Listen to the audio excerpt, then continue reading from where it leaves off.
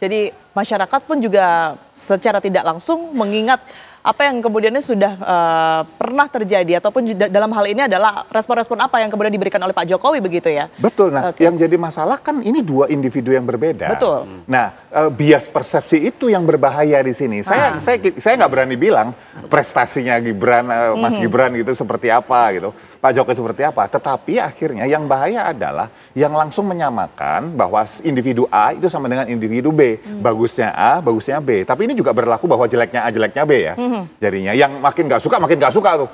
Gitu. Tetapi yang suka kalau di atas 50% ya juga akan suka ke kopi sukanya. Itu sudah bicara tentang kondisi psikologis orang ketika melihat tadi cara untuk berkomunikasi yang disamakan tadi. Oke. Prof Gun-Gun, kalau ini terus bergulir sampai kita tidak tahu ya, ada yang kemudian menduga minggu depan ini sudah ada tersangkanya, ada yang juga menduga bahwa ini akan masih terus berlangsung beberapa bulan ke depan. Siapa sih sebenarnya yang paling diuntungkan selain nama Pak Jokowi ini memang terus diingat oleh masyarakat? Ya begini ya, yang paling diuntungkan tentu mereka yang punya satu strategic planning. Karena politik itu soal intensi, iya kan? Selain persepsi ada intensi untuk memengaruhi dan mengendalikan power. Kan begitu. Siapa yang berkepentingan dengan mengendalikan power? Selain yang legitimate power Pak Prabowo, tentu adalah kekuatan-kekuatan real politik yang sekarang tentu memiliki para wakilnya di DPR. Artinya partai politik. Kan membaca partai politik, pergerakan aktor-aktor partai politik ini penting. Kenapa? Karena misalnya sekarang berada dalam satu kongsi belum tentu selalu seirama. Ya. Betul nggak? Nah, belum lagi misalnya mereka aktor yang punya kepentingan kontestasi elektoral 2029. Jangan berpikir 2029 itu lama. Ya kan sekarang 2025 itu sudah banyak yang mulai ya mengambil positioning. Sekalipun berada dalam satu kongsi politik ya dengan Pak Prabowo, tapi bisa jadi kepentingan politiknya berbeda. Apalagi presidensial threshold itu sekarang kan berubah gitu ya. Kalau kemarin kan tinggi sekali ya 20% kursi DPR atau 25% suara sah nasional. Nah sekarang kan berubah tuh sehingga akan banyak aktor yang punya kepentingan untuk maju gelanggang pertarungan. Proses itu menurut saya tidak bisa ditunjuk hanya satu atau dua kelompok.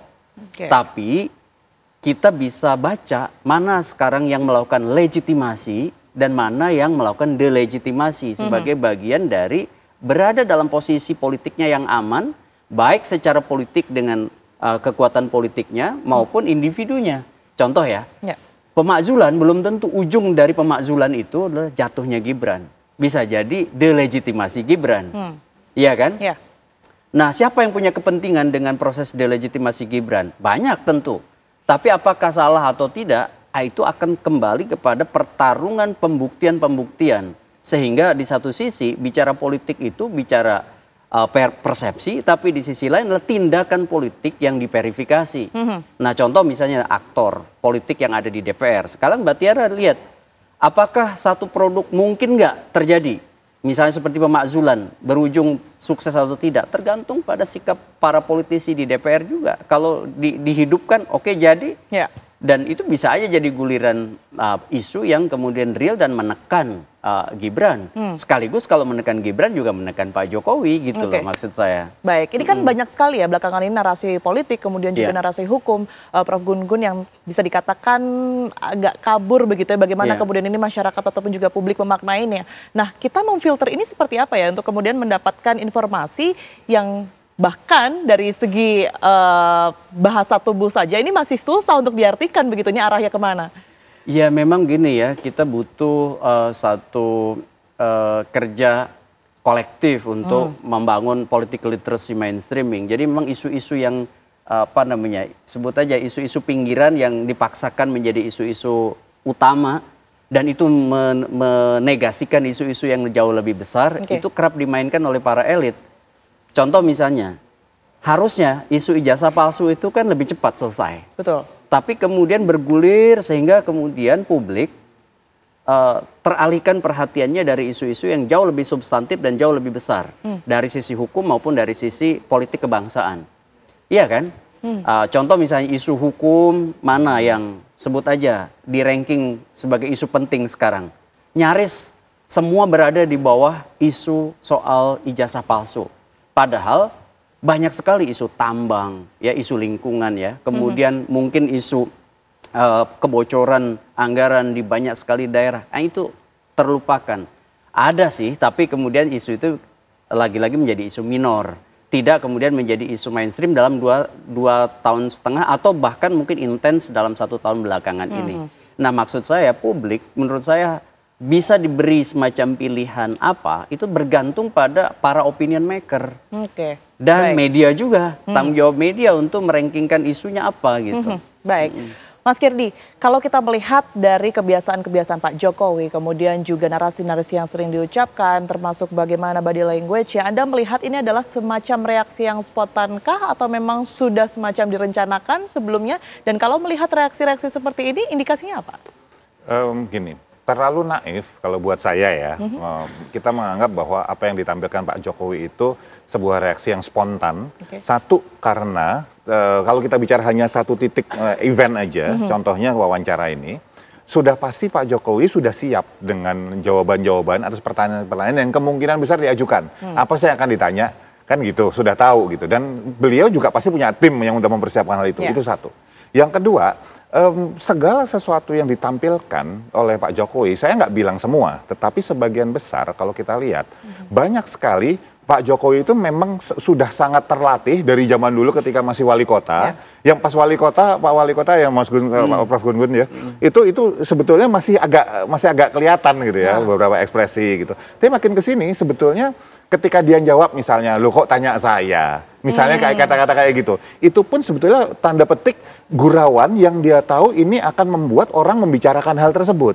Dan di dalam kalau kita bicara tentang opini publik gitu ya, kan bisa misalnya apakah positif, negatif. Tetapi yang jelas Pak Jokowi akan terus dibicarakan. Nggak akan tenggelam.